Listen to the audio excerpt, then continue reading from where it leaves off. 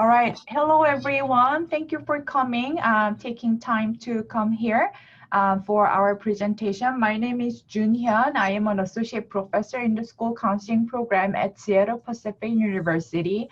I am also a vice president of Asian American Pacific Islanders Concerned Group in Association for Multicultural Counseling and Development. I'm happy that I'm going to present the topic that we have discussed with Lawrence, and I'm happy that we are doing this presentation today in May, last day of May, Asian American Heritage Month. So I am going to have Lawrence to introduce himself first, and then we will go on a presentation. I'm also actually serving as a facilitator for today's presentation, as the person who is doing it, she has an all-day training today, so I took that over her role as well. So if you have any questions, you can ask actually during the presentation, and if you don't want to be recorded, you can also use the chat box and let me know, and then I will deliver the question to me and also Lawrence together here. So Lawrence, would you introduce yourself? Of course. My name is Lawrence Richardson, and I am from Stillwater, Oklahoma. I graduated with my master's degree in counseling from Oklahoma State University, and now I work for my alumni as a career counselor. And I am also a part of the Asian American and Pacific Islanders Concerns Group. And through collaboration with June, we have decided that maybe we should take some time today to help educate and just promote some ideas and thoughts when we work with Asian American and Pacific Islander identified clients. And so today, that is why you're here. And as June mentioned, that May is Asian American and Pacific Islander Heritage Month. But as y'all may also know, is also the Mental Health Awareness Month. But just some other things I happen to find through various websites. These are also various awareness months and heritage months that we might choose to consider as we move forward with collaborating with a variety of other professionals and the specialties that maybe other people can do that we can help support others as well.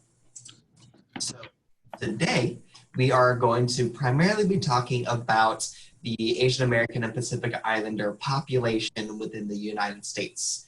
And as I know, many of us are adults here, but I am just going to briefly read over these objectives for you. Today, I hope that you will take away that we will recognize the unique history of Asians in American society that contributes to present-day society. We also identify historical and contemporary issues that affect Asian Americans' well-being and development. And lastly, maybe the real reason why y'all are here today is to strategize culturally competent strategies or interventions when working with Asian and Asian American populations as well. So we'll just start with a brief interactive activity. If you could just pull up your chat box, and let's just guess, how many countries are there in Asia that we are aware of? So I'll give y'all about maybe 15 seconds, 30 seconds to type out a number. Anywhere from 0 to whenever the end of the earth is? No.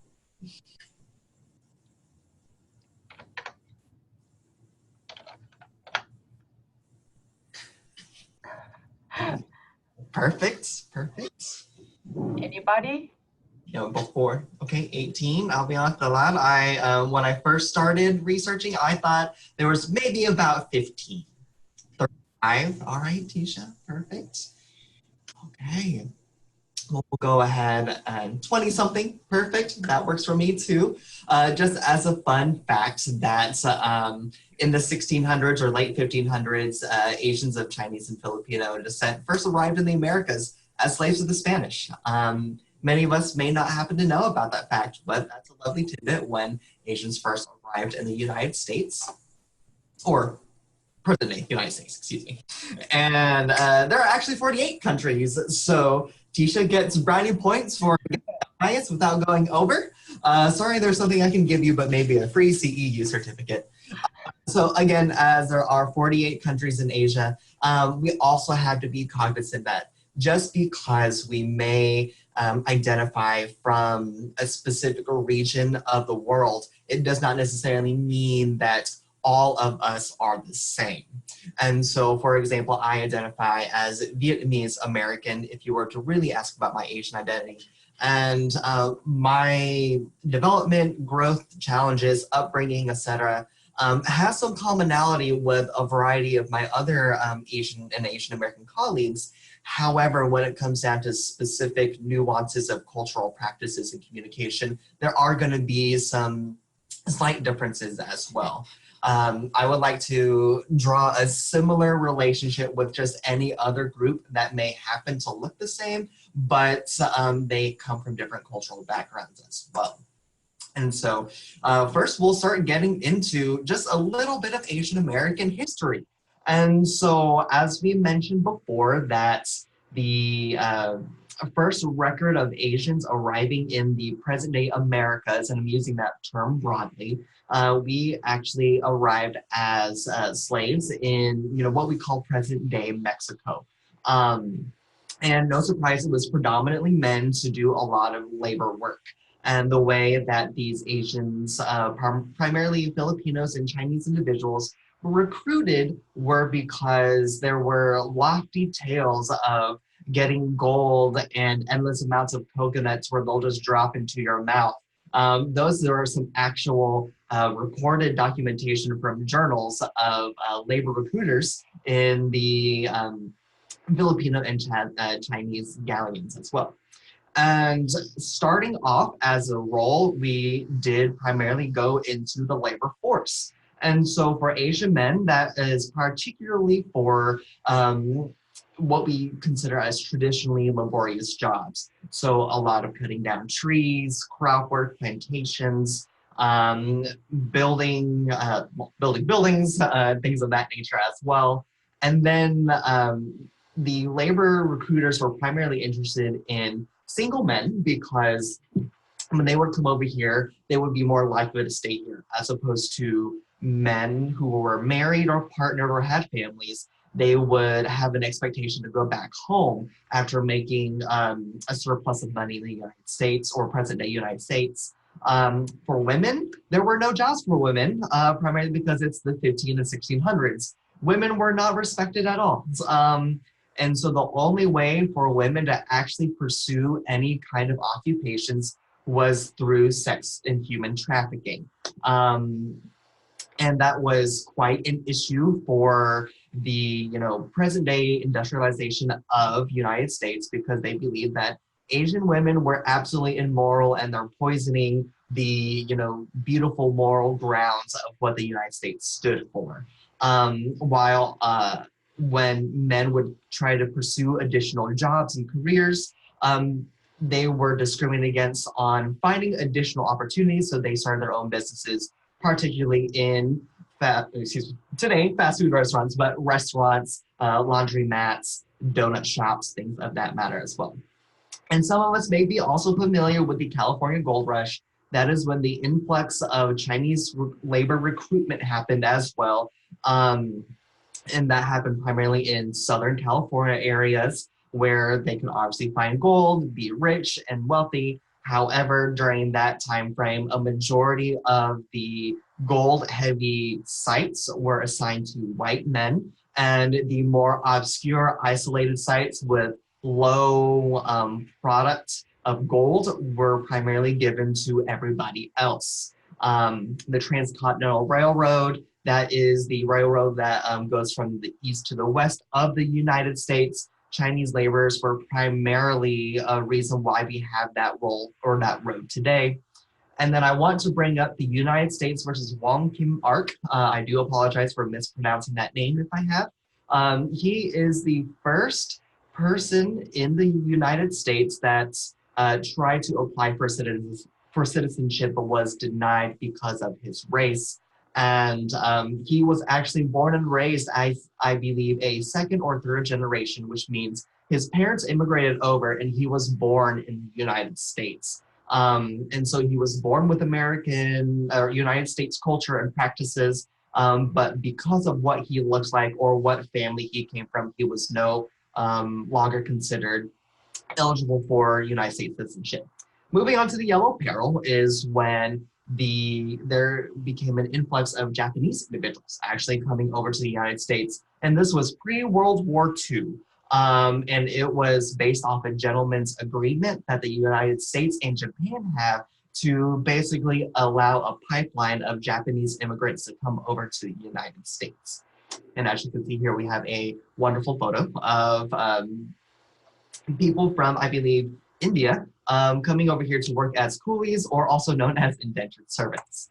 Now we're moving on to a little bit something more contemporary. And here we have Japanese internment camps. And so this was actually implemented by President Franklin Delano Roosevelt, who actually, his military advisor really recommended him to assign these internment camps, although we were fighting against Germany, who had internment camps as well for those who were Jewish. Those who were different is what I'll just generalize as well, but primarily or predominantly Jewish populations.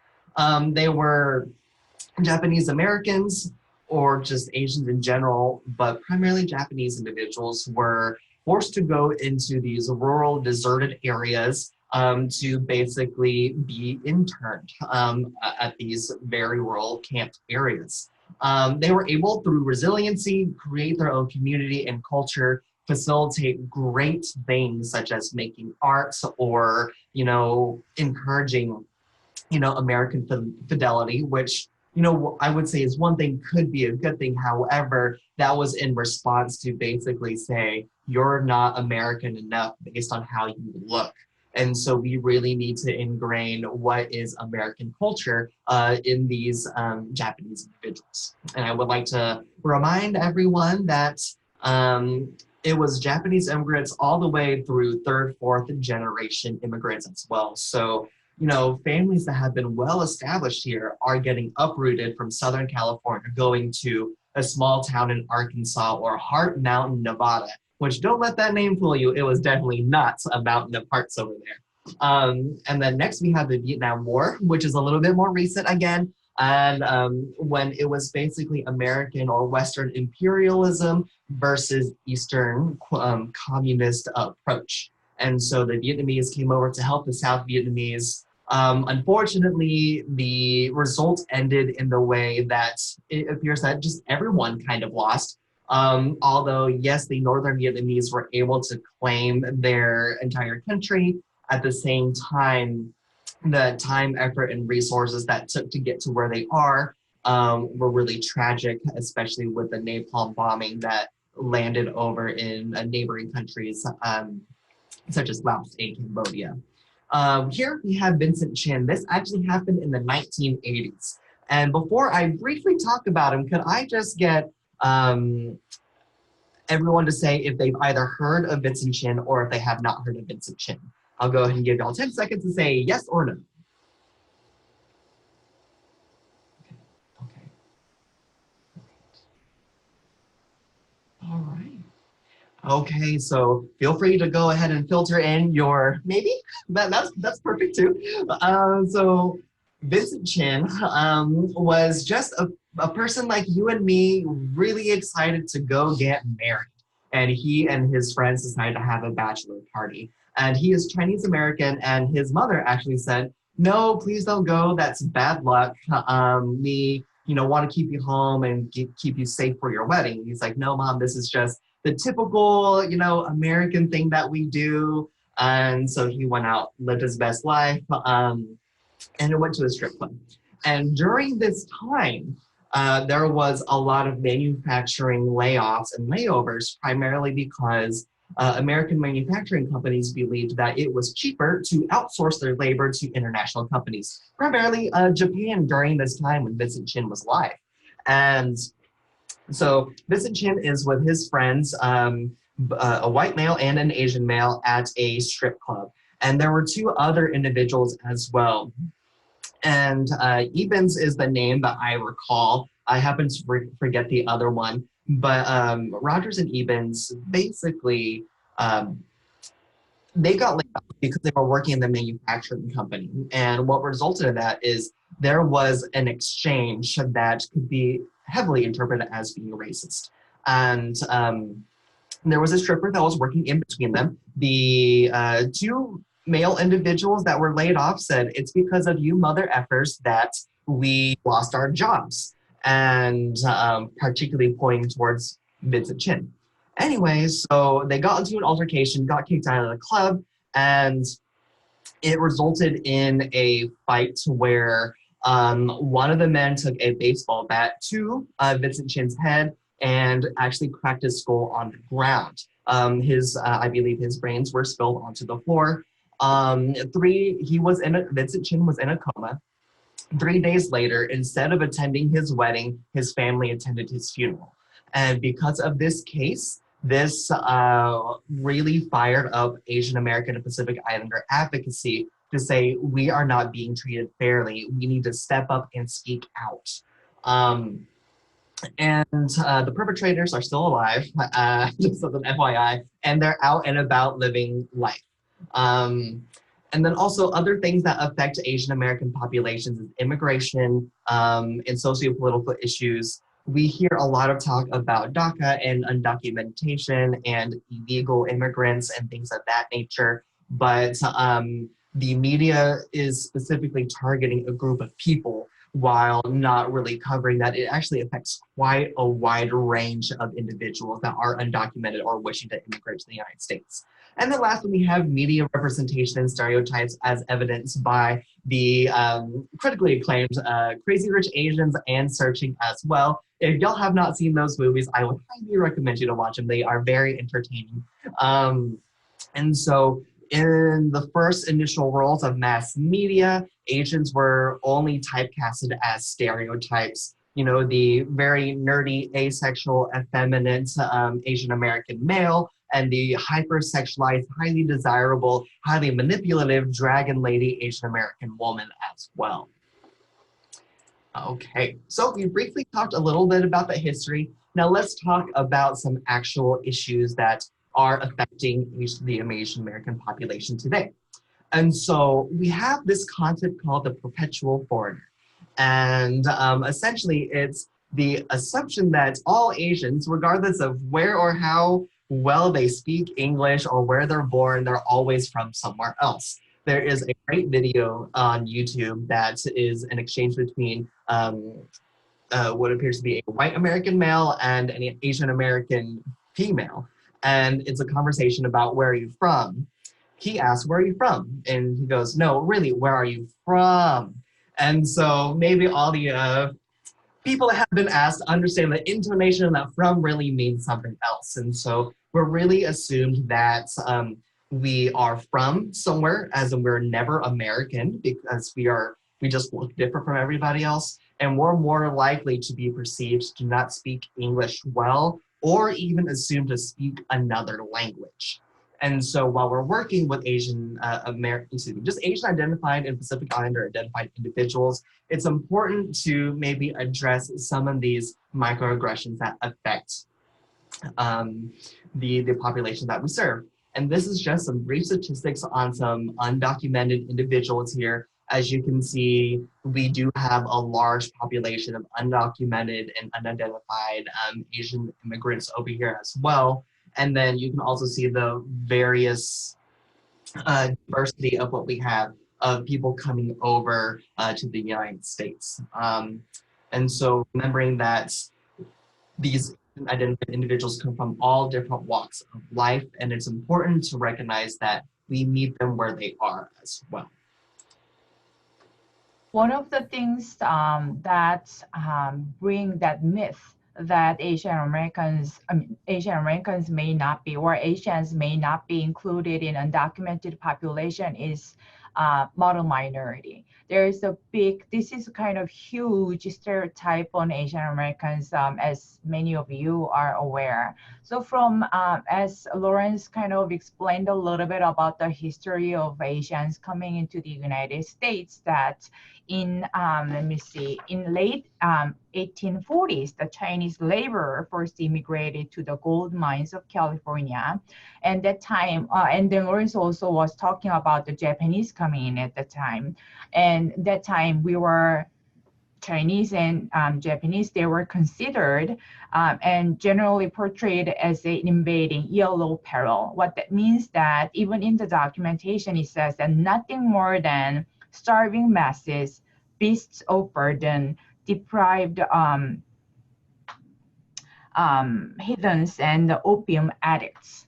I mean, it was recorded in the literature that way. So from that yellow peril, suddenly actually it goes into later in the mid 1960s, they changed the stereotype to model minority. As Lawrence shortly touched upon this one, this is a lot happening in the media portrayal of Asian American, and it is definitely used to oppress the other ethnic groups at the time in 1960s.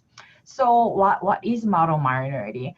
It's a phenomenally successful, problem-free model minority group. That's the kind of the portrayal of Asian American. And it says that Asian Americans have overcome disadvantages and attained more upward social mobility and compared to members of other racial minority groups.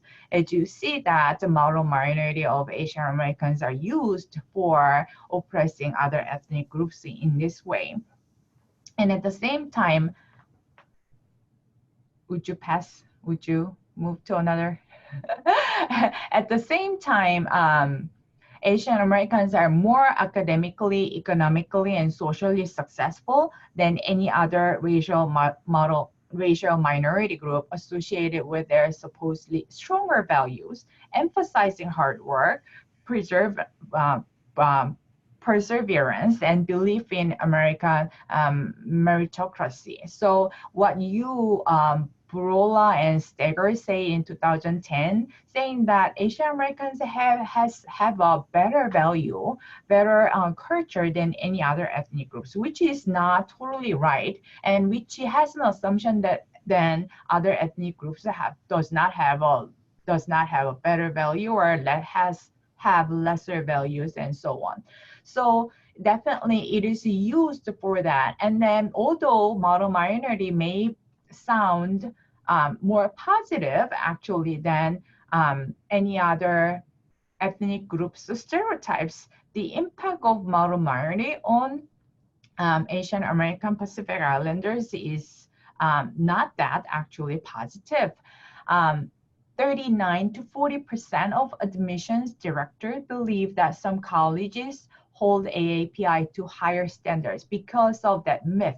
Model minority is not a fact, it's a myth. So because of the myth, they hold a higher standards for Asian American college students. And also it impacts on mental health seeking behaviors. In Asian culture, there's also, I think it is model minority myth is playing a very important role connecting with Asian culture, that there is a culture that's saving face. There is a big stigma that if you seek out mental health help, then you are the problem of the family, you are the representation of the family, so you are losing the face of the family and so on. And that is connecting with the model minority. So if you are not meeting that model minority myth, it means that you are failing or you are not Asian. And that brings to a question on, am I an Asian? If I am not meeting the model minority, am I a failure or Asian? And also, it is not only impacting Asian American Pacific Islander population, it is also impacting other races, their perceived perception on Asian Americans' mental health, which means that there is a great study by, let me see, I think it was Chen Chang O'Brien and Bud Gastad and Tatsi in 2017. They used a model minority kind of scenario with the college students and then how they perceive mental health issues on Asian American student population. And then it impacts them in a way that Asian Americans would not have severe mental health issues while they are actually So this model minority myth is impacting other people. Other people means that other racial ethnicities that think that, oh yeah, Asians would not have any problem because they are more resilient, they have better values, they have more education, they can succeed in spite of disadvantages and so on. And at the same time, there is also myth that Asians would not have any disadvantages because they are working hard, which is not true. And recently, me and my colleagues, actually, we are conducting qualitative study on Asian American faculty's perception on their model minority experience. It was very interesting that because the concept is very positive, it looked very positive. A lot of even Asian Americans, when they experience it, they don't know what's going on here. They question a lot, is it because of me, or is it because of my culture, or is it really model minority? I am treated unfairly or injustice and so on. So it gives a lot of burden on a person, Asian American, to kind of doubt what's going on, process it, and then internalize it in a way that it may be just because I am Asian, or it may be just because I am a woman, or it may be just because, and so on. So there's a lot of I'd like to say intersectionality kind of internal processes going on. And a lot of people still experience microaggressions as well, even with that model minority myth. And that internalization of model minority is taking a toll on people who are experiencing that. Because of this, there are not many research on Asian American population. There is not much mental health funding or research funding on Asian American population. I still remember a friend of mine who is trying to do the important research on Asian American population, and she was told that who is going to read your article, or Asian Americans don't have any problem, so expand your research with other population, not just focusing Asian American. And this is really happening, and the support is really lacking as well, because there is a myth and belief that Asian Americans are doing it without help.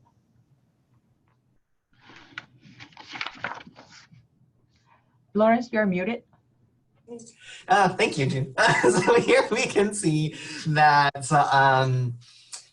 when it comes to that model minority myth, really looking at the diversification or the diversity of Asians, if you actually look at more of the top portion, these are Asian individuals or Asian cultures that have had a longer standing in the United States than those that are typically a little bit lower. As you can see, there's more of the Southeast Asians, which is going to be towards the bottom, and more likely you're going to see a little bit of the East and South Asians in the top percentages as well.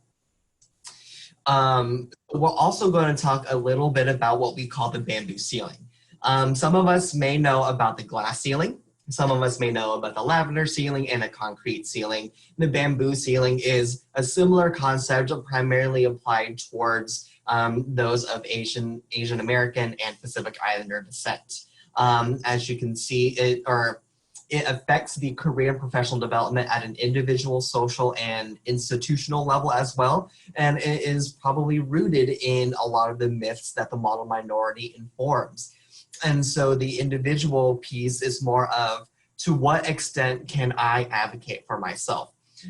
It appears that a lot of Asian cultures do value humility and placing others before yourself, essentially placing your work team above your own personal needs. And because of those individual differences, we may more likely put ourselves at a disadvantage by saying, well, I'm not ready to apply for this promotion yet because I need 4 more years of experience to feel comfortable with my job. While a person next to me might have 5 years fewer of experience than I do, but because they took that initiative to apply for that position, they're going to get it. They're also more likely to be passed over for promotions as well. because the bamboo ceiling makes the assumption that Asian Americans and Pacific Islanders prefer working statically in their jobs, that they're not interested in climbing a career ladder or exploring a career highway as well. Socially, looking at cultural customs, which I briefly discussed as well, and then institutional, making sure that there are leadership development programs and support for diversity in general, not just Asian Americans. At the same time, with those diversity initiatives, making sure that there is a space for AAPI populations, because it is important that we bring all sorts of people, all sorts of faces, all sorts of identities into leadership to really make an organization thrive. And as you can see by the statistics here, there is a lack of equitable representation. Less than 2% of Fortune 500 CEOs, less than approximately 2.6 representatives in Congress. We are about 5.6, I'll say about 6% of the US population here. And if we want to be equitable, then we want to try and promote that as well. We can talk a little bit about STEM fields as well. On average, the makeup of STEM fields is roughly 40% white men, 40% Asian men, and then 20% everybody else, roughly, right? Give or take. However, if you look at leadership, there's going to be a larger representation of white males than there are Asian Americans, both males and female, people of all gender identities in leadership as well. And mentioned, we're more likely to be hired in low-level, low-mobility jobs across all industries as well. And so we'll also talk a little bit about some brief considerations to think about within group differences, SES, interpersonal relationships, race-based violence, and our representation in our faculty and our student body as well. And so when it comes to the within group differences, this is also highlighting the socioeconomic status piece as well. As you can see on the left side, these are individuals that are reporting receiving SNAP benefits, or also known as food stamp benefits, I believe. And you can see that there is a large population here that are just reporting, but also thinking about, because of the saving face mentality, obtaining assistance or social services programs from other individuals or entities may be deemed as shameful. And so we may actually have an underreported amount of people that are applying and receiving these benefits as well. And of course, we have the income gap too. And so from 1970 to 2016, you can see that there is a wide range as low as 30,000 all the way to maybe roughly 125,000. And it is strewn across the entire diversity of Asian identities as well. So just because we see someone that is of Asian descent does not necessarily mean that they're rolling in the money and that they are engineers. So remember, that model minority myth is what makes us believe those types of things. And so regarding interpersonal relationships, there is kind of this notion, and I will be honest, that there appears to be more anecdotal conversations happening rather than actual peer-reviewed or evidence-based research. In various Asian communities that I'm a part of, we see a lot of white worshiping and yellow fever / Asian fetishization as well. And so there is, I can't say there is definitely, but there are some individuals of Asian descent that believe whiteness is the best thing in the world. And so they will hire only white individuals in to be their English teachers in their home Asian countries. They might encourage skin bleaching or whitening products. I've seen that in Vietnam as well. And they may choose to only date or marry into white families as well. And again, I recognize there's a difference between preference and there's a difference between racism. And I'm not here to get into the nuances of that. That's another presentation. But just knowing that there is, the closer we can get to westernization by sacrificing who we are and removing ourselves from identities and cultures, that can be a challenge. And as you can see here, there are, again, some other instances of the fetishization. This individual here, this woman, these are texts that she got from a dating website. This is a screenshot from an LGBT predominantly for gay men, the white guy for Asian guys.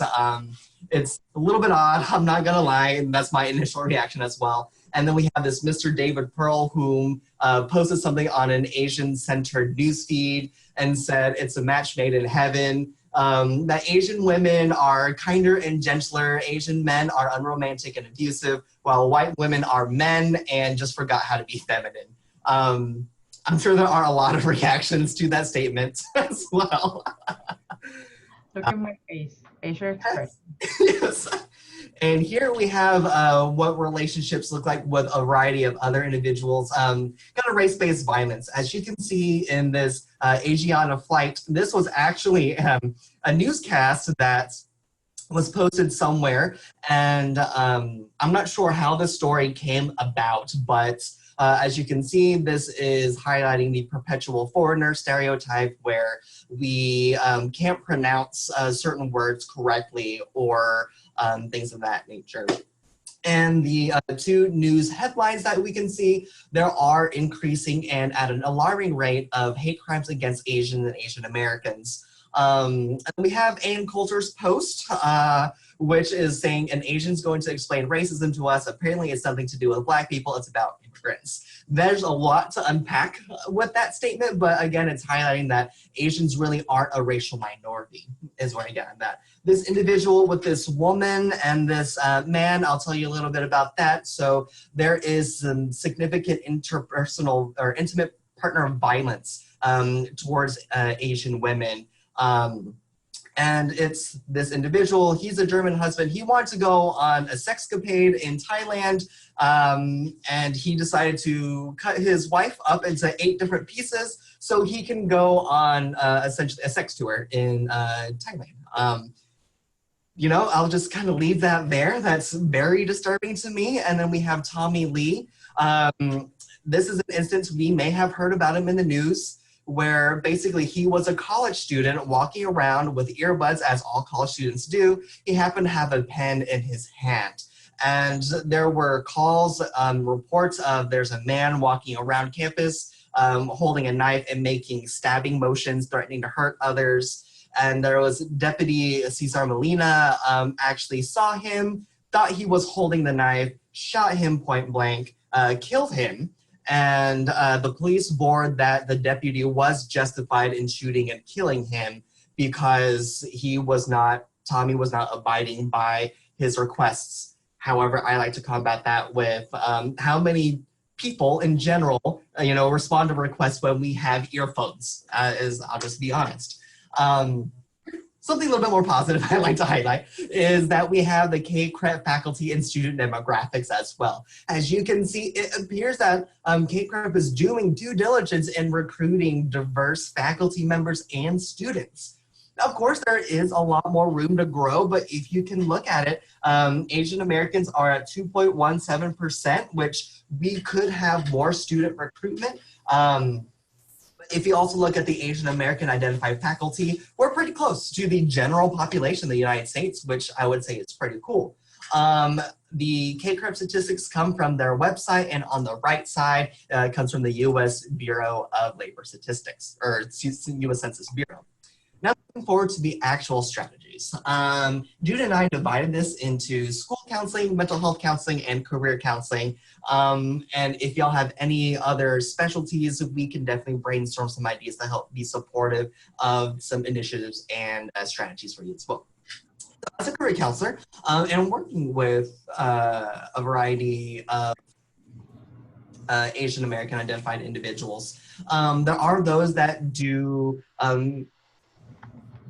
STEM fields based on family guidance and support, and while there are those that really want to move on onto something else based on their families. And so really looking at exploring the roles of family, individuality, and culture. If someone wants to pursue photography, but their family is, demanding them to pursue biology pre-med, then that might be a conversation to have as well. It's also important to look at what values are, and this goes across a variety of counseling specialties. Values are very important and drive our everyday functionality in society. And then as June was talking about too, it's important to, debunk the model minority myth.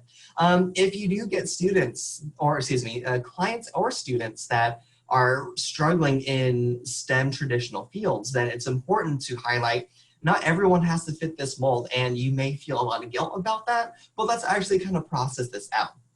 And then lastly, if we're working with middle, early, or late career individuals looking for a change, looking at assertiveness training to for themselves and really move forward with any kind of promotion or initiative if they feel like they're being talked over or even ignored in certain spaces as well. Next, we'll be moving on to the mental health counseling piece. Trauma is a real thing for Asian identified individuals. I mean, it's a real thing for all people, of course. But it looks a little bit different here, and we want to consider at what point are these individuals affected by immigration trauma. For those of us that maybe had an easier time transitioning to the United States, we may not have as much trauma related to immigration other than maybe long wait periods and things like that, as opposed to those that were refugees that had to maybe get on a boat or go through the US embassy or what have you. That is a very challenging piece to be a part of. And so looking at how these practices get carried down, and we can talk about the poverty mentality as well. And so when immigrants come over here, in general, they're more likely to focus a lot on saving a lot of money to support their future generations. And so the poverty mentality can be informed from immigrant to generation to generation. On a personal account, I still struggle. Should I buy name brand peanuts or generic peanuts? And there's a 50-cent difference, honestly. But that's something that my family has really integrated me in. While yes, I love pinching pennies, I also want to be able to buy the things I want to buy. So, next, we'll talk a little bit about college counseling and student affairs real briefly. In general, we really want to make sure that we collaborate with a variety of departments. Even if we're not in a college counseling or student affairs setting, collaborating with a variety of professionals within our organization and outside of our organization will make the burden so much easier. And so if you're working specifically in a college setting, making sure that we assess for developmentally appropriate interventions. So looking at the 7 vectors of student development from Chickarin's perspective, looking at racial identity development, sexual identity development, and other aspects as well. And this really goes for any kind of counselor that deals, or excuse me, primarily works with a lot of identity transitions, whether that's even going from, middle school to high school, that is an identity transition. Moving from a private school to a public school is another option too. And so again, it's really important to evaluate the presence of Asian American identities on campus. On my campus, we have less than 2%, so there's not a lot of support. However, I do what I can to really help advocate for my Asian students as well. And as I mentioned before, collaboration is absolutely key when working with a variety of populations in general. And that wraps it up for the school and, the college counseling piece. And I think June is your turn. Thank you, Lawrence. So as I am teaching in a school counseling program, I see a lot of different kinds of issues working with in K through 12 settings. First of all, I would like to say that Asian students usually, and lower grade students, they do not usually come to you that, oh, I have this problem. I have model minority issues. I have my identity issues, or I have these kind of things going on. These are the challenges, definitely. Younger kids and Asian Americans usually put their stress and challenges on their somatic symptoms, and then they are more likely to complain about their body and the physical kind of pain rather than I feel depressed, or I am sad, or I'm frustrated, and so on, because there are a lot of reasons for it, but major reason is because of the cultural issues that in the Asian culture, that endurance is one of the values that are appreciated. So even physical health, a lot of people try to endure their physical pain rather than taking pills. So taking pills means that you're still your kind of perseverance to that physical pain. So even in a medical field, that Asian Americans are less likely to taking kind of pain medicines than other ethnicities. In very similar way that mental health is kind of in the same way that people try to not to show that they are weak, and then seeking mental health counseling is it's a symbol of weakness or the failure of the family or expectation and so on. So they are more likely to complain about their somatic symptoms, and then they will come to you. And then maybe in a middle school and high school, if you're working as a school counselor or a residential mental health counselor in those K through 12 schools, you will see a lot of academic concerns. They will come to you with an academic concern, but that's a surface issue. Under there are more of the social pressure and also social concerns with a lot of stereotypes and microaggressions and expectations and pressures due to model minority and the reasons that their families immigrated to United States is for mainly maybe for their kids' education. And as Lawrence touched upon this racial identity, from elementary to junior high to high school, they are experiencing identity transitions, and then a lot of students are questioning and forming. And also at the same time, especially if they are first generation, not the first 1.5 generation or second generation, and then if their parents are first generation, there's a generational gap. And for the students who go get the education in the United States, their life goals could be very different from their parents' life goals because parents came to the United States as an immigrants for their family's success and their kids' success. And now kids are looking at their own success because they are educated here in the United States. So with all those signs and concerns, you may want to reach out first. Actually, the last point is the most important one. Asian American Pacific Islanders are the population that are ignored and then silenced and not reached out to because of our biases and stereotypes and those myths that are prevalent in the media and so on. So reach out to the parents, and then with the parent environment, you may want to address maybe the parental expectation, how it is impacting our students, and internalize the perfectionism and occupational aspirations that need to be discussed with their kids.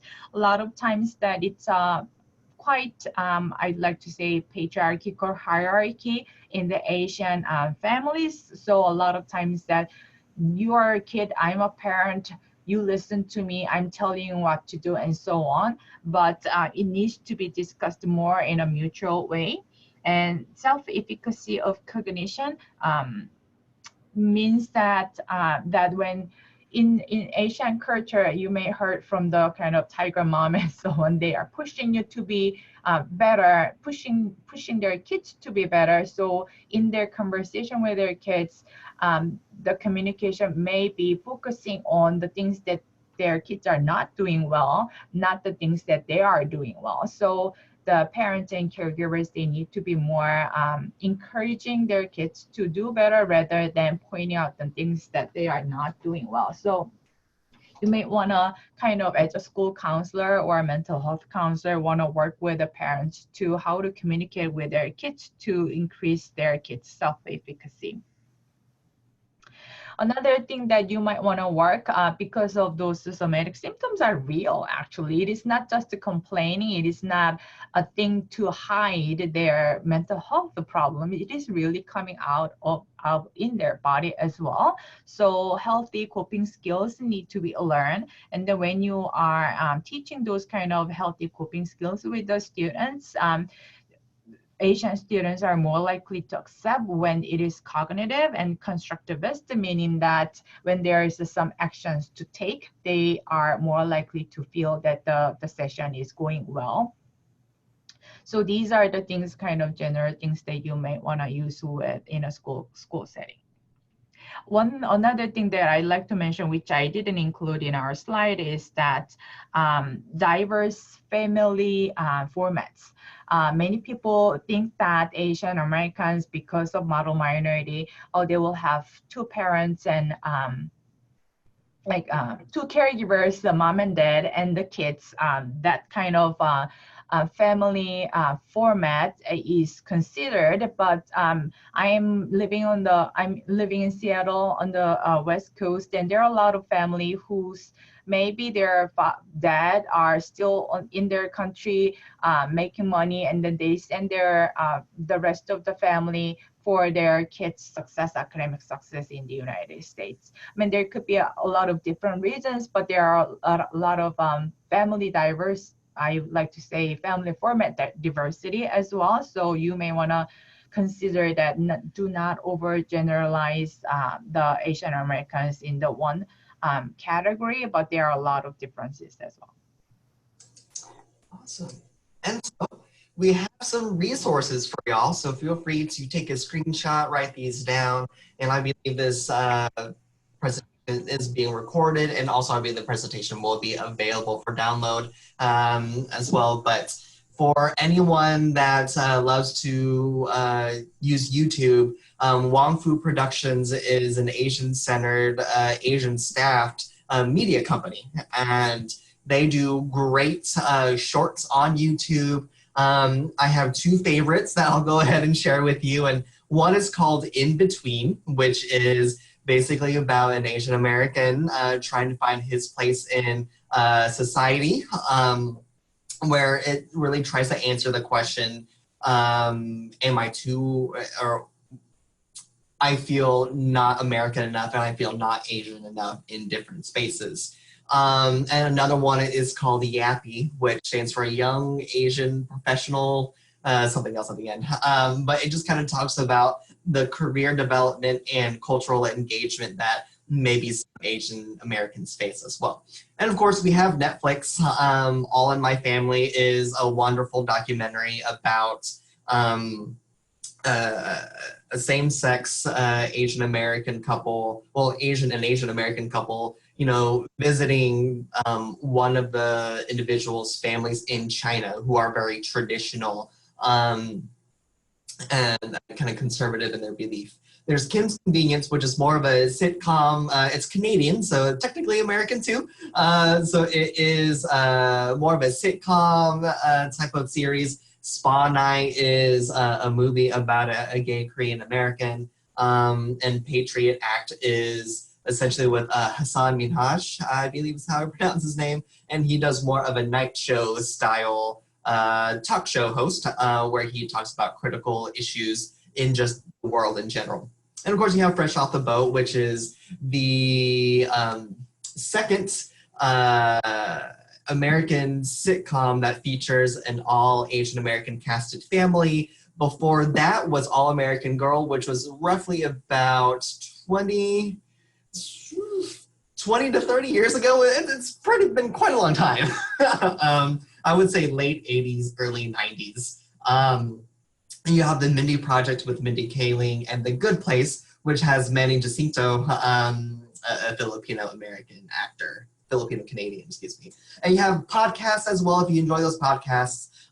We have historical texts. The Making of Asian America was actually what informed the first two slides when we talked about Asian American history. If y'all have some time, I would definitely recommend that book as well.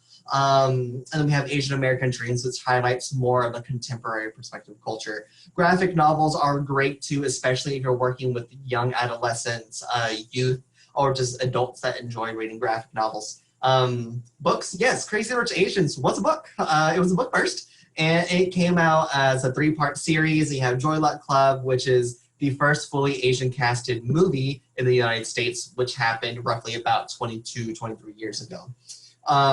We have celebrities and we have music as well for your interest too. And then I see also Chris says he also like Did You Eat Yet from Wong Fu production. that is going to be on my to watch list because I am subscribed to it. So thank you for that suggestion, Christopher. So overall, what we have done today is we just basically briefly talked about various highlights, not the only highlights, but various highlights of Asian American history. We identified the various systemic issues that can affect Asian Americans at an individual, social, and political level. And then we also discussed some strategies that could help us become culturally competent counselors in working with Asian or AAPI identified individuals. And so we'll leave the rest of our time with an open conversation and questions for today. So what questions and thoughts do you have for us today? Or any other comments? Yes.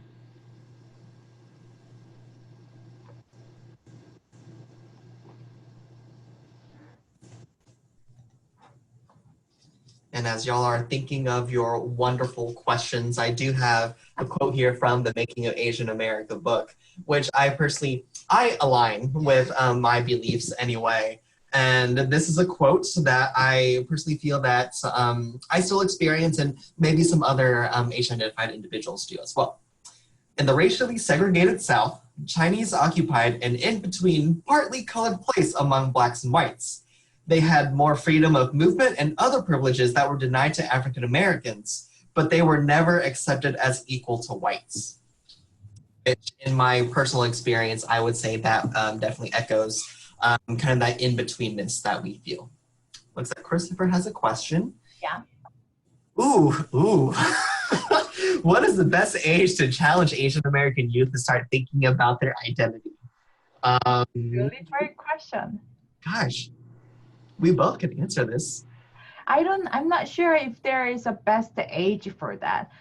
When Lawrence was talking about, what was it, about the model minority piece, that how college students and in STEM and even the high school students are suffering from the model minority social pressure and the expectation on them.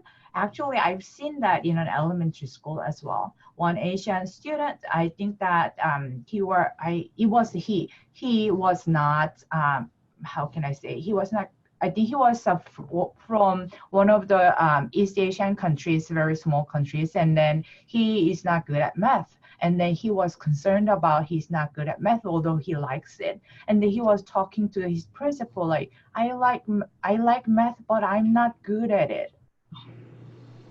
Like, that comment was like hitting me as a first grader in an elementary school. They are already impacted by the model minority. So I believe that, I mean, it is definitely different people by people, but it started early. So I think that as soon as we can reach out, the early age is fine. Yeah, I would definitely echo that as well. And I am going to pull the most common counselor answer. It depends, because it really just kind of depends on the stage of readiness for the clients that we serve. And so to use me as an example, I really didn't start thinking about my Asian American identity probably when I was applying for the Minority Mental Health Fellowship Group through the National Board of Certified Counselors. And that was 5 years ago. So I'm really grateful to have that experience. I knew I was born and raised in an Asian predominant culture and family, but I never really critically looked at it as maybe some others would have. And so it really just kind of looks at what's important to for the student as well. So I'm reading Ariane's question here, comments here. You covered a ton of information in a short time.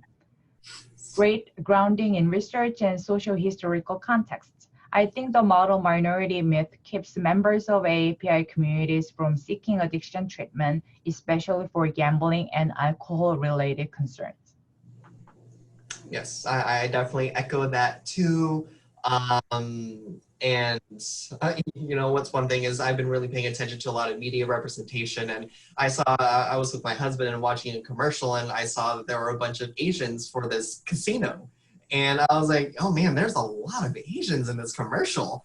And he goes, could it be that, you know, not a majority, but there's a lot of clientele at this casino are Asian? And I was like, yeah, that's very possible.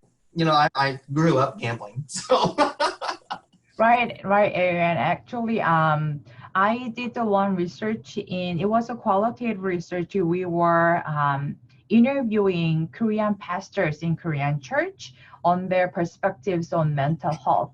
And at that time, we could see that a lot of families did not seek out mental health support. They actually forced to try out their religious associations, which is most of the Korean, especially Korean population in the United States, their communities are formed around the churches in a way that we interview them, and then we could see that there's a lot of domestic violence and addiction issues and gambling and alcohol definitely. And then again, because of the myth, that stigma, and also model minority, I believe that if you seek out some help, then you are considered to be a failure of Asian American. You are not only your family, but also as a Korean. Oh, you seek out you seek out help for your gambling. Oh, all Asian Americans are gonna be considered to be gambling, so I should not go. Something like that, and not actually that person who has a problem with the gambling ID. When family members are hesitant to help the person or seek out the mental health because of that mindset. So it was really hard. So one of the things that actually that we recommended from that article, from the research, is that mental health counselors reaching out, collaborating with religious associations like churches and pastors and so on, because I don't know about many other Asian American Pacific Islander other ethnicities or other countries, but Koreans definitely, they will reach out to the pastors or first if they are affiliated with it. All right, looks like we have a question from, is it Tisha? What do you think are areas that the field should focus on, or some next steps regarding research and or counseling for AAPI students? Ooh, this is a wonderful question. I am going to deflect it to you first, June. So there are a lot of areas still, but my research right now focus on Asian American population is that family, that parents and caregivers' perception on actual school environment. In my slide, that school counselors need to reach out and work with the parents and caregivers, I said it, but at the same time, what I found in the literature and then research is that their perceptions are pretty different from Asian American Pacific Islanders school environment perception on that. So definitely there's a gap, and schools' expectation is totally different from Asian American parents and caregivers, their perceptions on how we need to be involved our child's success in the school. So that needs to be actually the research needs to be done. There is the differences and how we can bridge it together. And also I am interested in, I had a passion of that the model minor taking that myth how that model minority myth is so prevalent in not only in our society but also in Asian Americans, and then it takes a great toll. So I like to do more about model minority myth, how it is impacting our students, how our faculty members.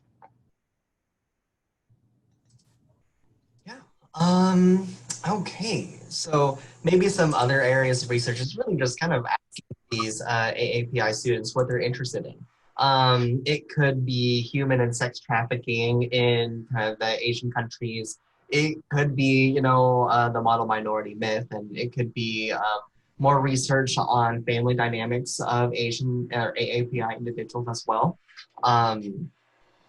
I am personally interested in a lot of men and masculinity research and the impact of media on Asian American men.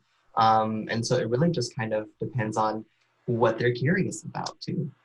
Chris, you are asking can you speak a little bit more about involving the parents in helping their children understand some of their identities?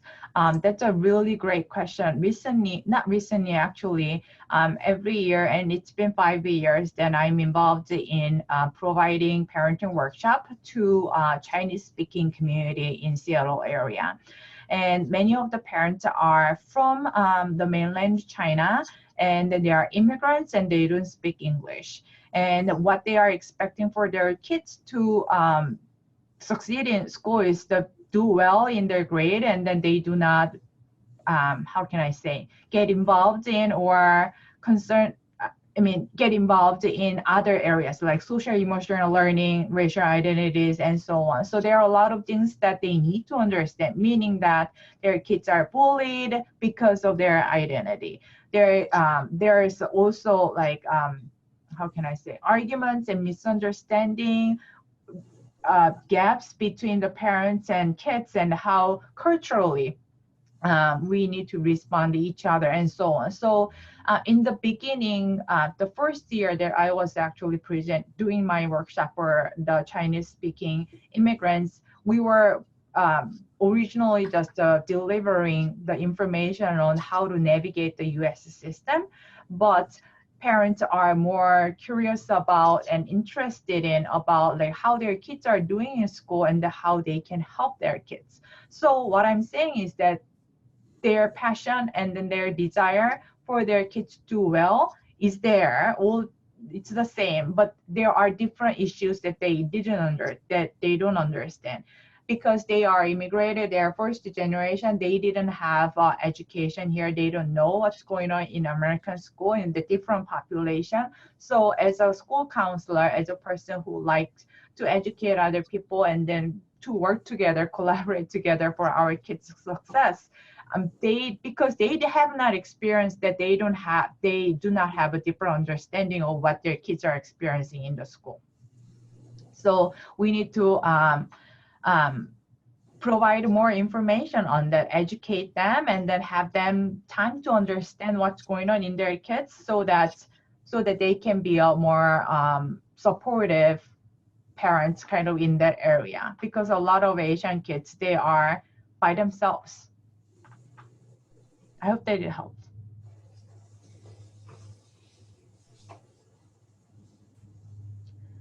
Tasha, thanks for your comments. You said thank you so much. This webinar has been very helpful and informative. I look forward to more in the future. And then Chris also said that's awesome to hear you. Thank you.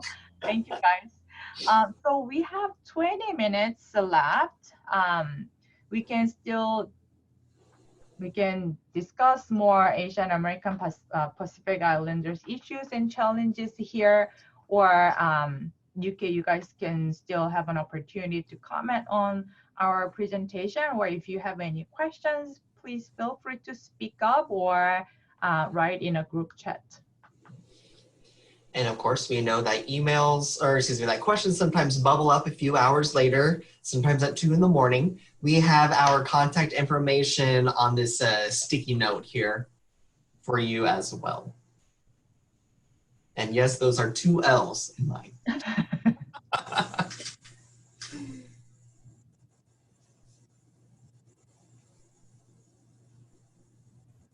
Any other comments, questions?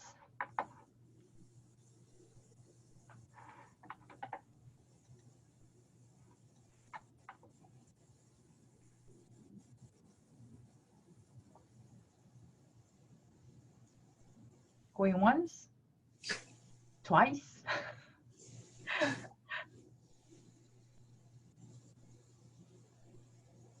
All right, if not, we will close our presentation here. And again, as Lawrence provided our contact information on a slide, if you are joining through the phone, I'm not sure if you can see our presentation here.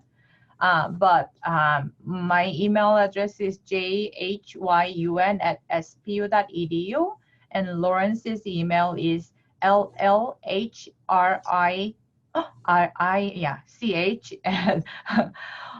okstate.edu. So LLHRICH rich@okstate.edu. So if you have any questions, please feel free to reach out to us. And thank you so much for joining our presentation today. And then I hope that your rest of your day goes well.